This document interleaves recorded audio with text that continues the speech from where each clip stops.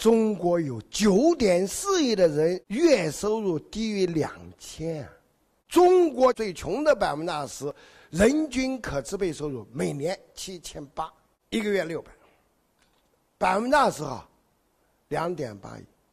次低收入的20%，每年的收入16000，16000是多少？一个月1200多。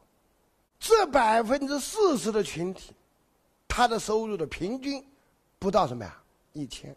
中国有6个亿的人，月工资不到1000，实际是5.96。前60%的人注意了。另外，中等收入的20%的群体，收入多少？年均25000。